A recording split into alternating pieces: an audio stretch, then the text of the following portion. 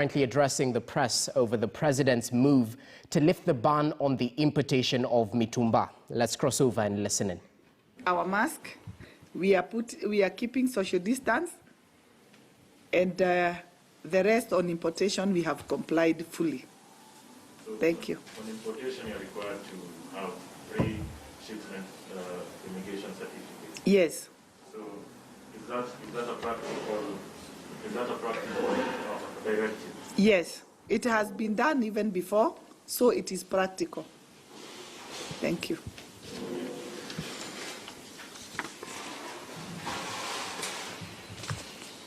And I would want to add, with effect from 31st October, no bale of 100 kg is allowed in the market. One of the protocols is we import bales of up to 50 kg. Bales that are up to 100, we will also police ourselves as Mitumba Association of Kenya. We stood before the president and we gave our word as an association. We committed ourselves before the president. As from 31st of October, no bale of 100 kg. If you have those bales, kindly sell them, finish up with them. From 31st, we will be policing ourselves as an association. Thank you.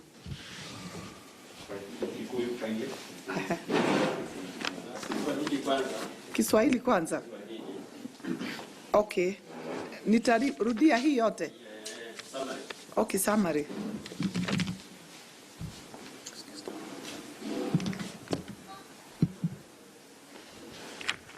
Okay, asante sana.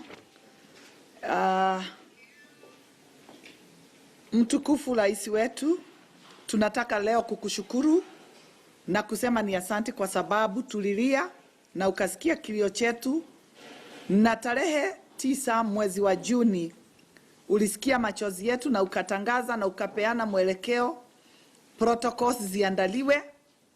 Na leo Your Excellency, tunataka kushukuru sana kwa sababu protocols zimetoka na ni kuonyesha ya kwamba unajali mwananchi wa kawaida, wadogo na wakubwa.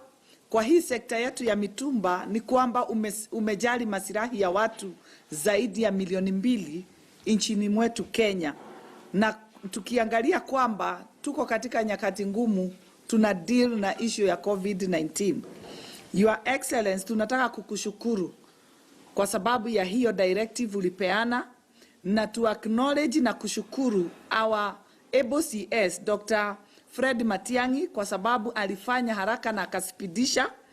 Tunataka kushukuru Ministry ya Industrialization, tunataka kushukuru Ministry of Health, tunataka kushukuru Kenya Bureau of Standard kwa sababu ya kufanya kazi pamoja nasi na kutoka na kukuja na zile protocols ambazo zilikuwa zinahitajika.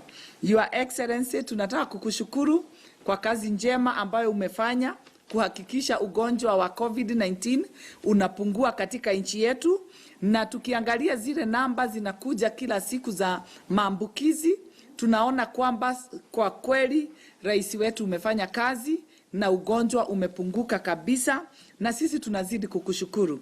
Your Excellency, sisi tunasema tunakusupport kwa agenda zako, the 4 agenda tunazisupport kama wanabiashara, na tunaendelea kusimama na wewe ukiendelea kujenga taifa letu la Kenya. Ninapomaliza, nataka kukushukuru kwa kuongoza nchi yetu vizuri, kwa kujipeana kujenga nchi yetu. Tutazidi kukuombea na tutazidi kufuata maagizo yako. Asante sana rais wetu. Thank you. Well, Teresia Njenga right there, the chairperson of the Mitumba Association of Kenya, speaking on the recent lifting of the ban on mitumba trade in the country. Of course, a set of protocols were put in place, and that's what they were talking on in terms of complying with what the government had ensured they should follow in order to cushion the effects of the pandemic in terms of spreading. Okay, let's move on now. The coronavirus pandemic